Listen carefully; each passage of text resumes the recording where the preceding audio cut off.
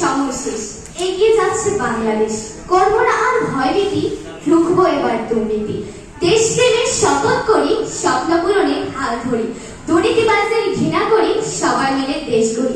এই স্লোগানের মূল বিষয়বস্তু হলো দেশপ্রেম ও মূল্যবোধ। বিতর্ক চলছে এবং আজকের বিতর্কের বিষয় নির্ধারিত হয়েছে মূল্যবোধ এবং দেশপ্রেমের অভাবেই দুর্নীতির বিস্তার ঘটে। হ্যাঁ প্রতিপক্ষ, দেশপ্রেম ও মূল্যবোধের অভাবেই দুর্নীতির বিস্তার ঘটে। আমার প্রতিপক্ষ দলের প্রথম বক্তা বলে গেছেন আইনের সুশাসন, রাজনৈতিক অস্থিরতা, রাজনৈতিক সদিচ্ছা, সুশিক্ষার অভাবে নাকি দুর্নীতির বিস্তার ঘটে। কিন্তু প্রতিপক্ষ, এই সমস্ত কিছু কেন হয় তার মূলে কি একটু দেখুন। তার মূল কারণ দেশপ্রেম ও মূল্যবোধের অভাব। আপনার কাছে মূল্যবোধ নেই, তাই আপনি দুর্নীতি করছেন প্রতিপক্ষ। বিষয়টি আরো স্পষ্ট করছে মাননীয় মডারেটর। আইনের সুশাসন তখনই সম্ভব হয় যখন আইন শৃঙ্খলা বাহিনী হাত থেকে ঘুষ না নিয়ে অপরাধের সঠিক দণ্ড প্রদান করেন। মাননীয় মডারেটর, রাজনৈতিক অস্থিরতা তখনই সৃষ্টি হয় যখন আমাদের মতো সাধারণ মানুষের মানবাধিকার লঙ্ঘন হয়। বিজ্ঞ প্রতিপক্ষ, তবে আমাদের সাধারণ মানুষের মানবাধিকার লঙ্ঘন কি মূল্যবোধের অভাবে হয় না?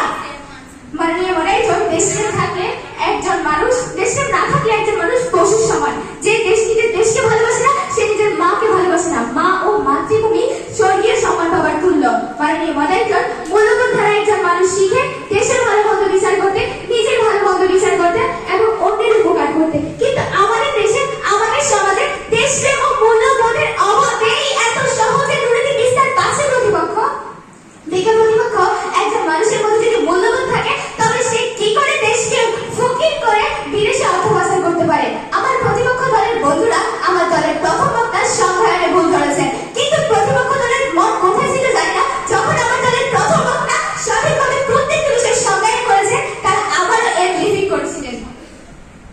মাননীয় মডারেটর, আমাদের দেশে প্রতিটি খাতে দুর্নীতি একটি সাধারণ সমস্যা। বিজ্ঞ প্রতিপক্ষের একমাত্র কারণ দেশপ্রেম ও মূল্যবোধের অভাব। মাননীয় মডারেটর, যে মানুষ দেশকে ভালোবাসে সে দেশের মানুষকে ভালোবাসে।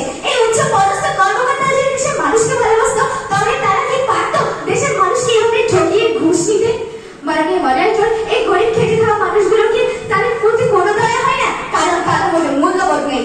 বিজ্ঞ প্রতিপক্ষ, আপনারা বলছেন মানুষ আর্থিক অসচ্ছলতার কারণে দুর্নীতি করে, বলছেন অভাবেই নাকি স্বভাব নষ্ট। যদি সত্যি তাই হতো তবে একজন রিক্সাওয়ালা, একজন দিনমজুর কখনোই মূল্যবোধের পরিচয় দিত না। বিজ্ঞ প্রতিপক্ষ, বাংলাদেশের দুর্নীতিগ্রস্ত খাত হিসেবে দ্বিতীয়টি স্থান পেয়েছে আইন শৃঙ্খলা বাহিনী। মাননীয় মডারেটর, তারা সরকার থেকে টাকা পায়, যদি তাদের এই টাকায় তাদের সংসার না চলে, অবসর সময় অন্য কোনো কাজ করে, কেন তারা হাত থেকে ঘুষ নেবে প্রতিপক্ষ? মাননীয় মডারেটর, একজন মানুষ যদি দেশপ্রেম থাকে সে যে কোনো মুহূর্তে দেশের জন্য প্রাণ দিতে প্রস্তুত থাকে। রূপপুর পারমাণবিক প্রকল্প থেকে $5 মিলিয়ন আত্মসাৎ কি কোনো মূল্যবোধ সম্পন্ন দেশপ্রেমিক করেছে? কোন সাধারণ মানুষ করেছে প্রতিপক্ষ? নাকি করেছে আপনার বড় বড় উচ্চ পদস্থ কর্মকর্তারা, যারা মাসে সরকার থেকে 20 থেকে 30,000, 50 থেকে 40,000 টাকা বেতন পাচ্ছে। মাননীয় মডারেটর, বিজ্ঞ বিচার করে আমাদের দেশে দেশপ্রেমিক মূল্যবোধ সম্পন্ন মানুষ থাকতো তবে দুর্নীতিগ্রস্ত 180 দেশের মধ্যে বাংলাদেশের অবস্থান 149তম হতো না। ইতিহাসের দিকে তাহলে দেখতে পাই মাননীয় মডারেটর, দেশের স্বাধীনতা রক্ষার্থে দেশপ্রেমিক মানুষ করেছে আত্মত্যাগ। কিন্তু বর্তমান সমাজের দিকে তাহলে দেখতে পাই মাননীয় মডারেটর, দুর্নীতিবাজ অর্থলোলুপদের, যারা দেশের উন্নতির পথে ক্ষুধার্ত ব্যাংক রেখে দাঁড়িয়ে আছে। তবে কি করে সম্ভব বাংলাদেশের উন্নতি? মাননীয় মডারেটর, তবে কি প্রতিপক্ষ দেশপ্রেম ও মূল্যবোধের অভাবে দুর্নীতি বিস্তার ঘটছে না প্রতিপক্ষ? মাননীয় মডারেটর, দেশপ্রেমের অভাবে একজন মানুষ দুর্নীতি করে। দেশপ্রেমের অভাবে আমাদের দেশের উচ্চ পদস্থ কর্মকর্তারা দেশকে ফকির করে বিদেশে অর্থ পাচার করে।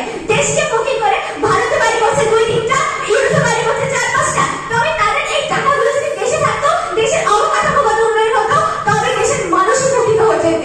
তার কি মূল্যবোধ কাজ করেছে? মাননীয় মডারেটর, মাননীয় মডারেটর, তারা দেশপ্রেমের নামাবলী গায়ে জড়িয়ে দুর্নীতি তারা নিজের স্বার্থ উদ্ধার করছে। তাদের কি মূল্যবোধ সম্পন্ন ব্যক্তি বলবেন প্রতিপক্ষ? সকলকে ধন্যবাদ জানিয়ে এখানে শেষ করছি।